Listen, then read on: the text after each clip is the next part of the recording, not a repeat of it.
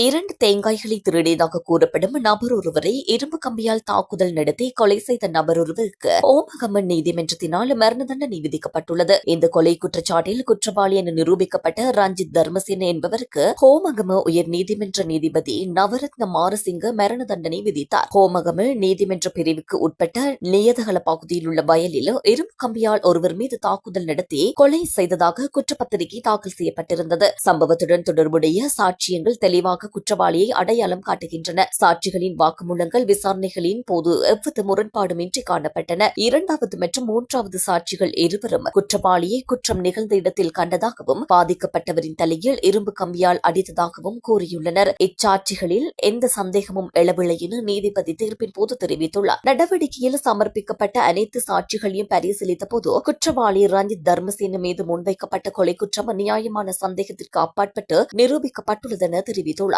ஆனால் மற்ற 2 சந்தேக நபர்களுக்கு எதிராக போதுமான ஆதாரங்கள் இல்லை. 3வது சந்தேக நபர் வழக்கு நடைமுறையிலேயே இறந்துவிட்டார். எனவே 2வது சந்தேக நபர் குற்றமற்றவர் எனவும் அவரை விடுவிப்பதாகவும் தீர்மானிக்கப்படுகின்றது என நீதிபதி அறிவித்துள்ளார். முதன்மை குற்றவாளியான ரஞ்சித் தர்மசேன கொலை குற்றச்சாட்டில் குற்றவாளி என நிரூபிக்கப்பட்டுள்ளதால் அவருக்கு மரண தண்டனை விதிக்கப்படுகின்றது என நீதிபதி அறிவித்துள்ளார். இச்சம்பவத்துடன் தொடர்புடைய குற்றப்பத்திரிகை 2001ஆம் ஆண்டிலேயே சட்டமா அதிபரால் தாக்கல் செய்யப்பட்டிருந்தது.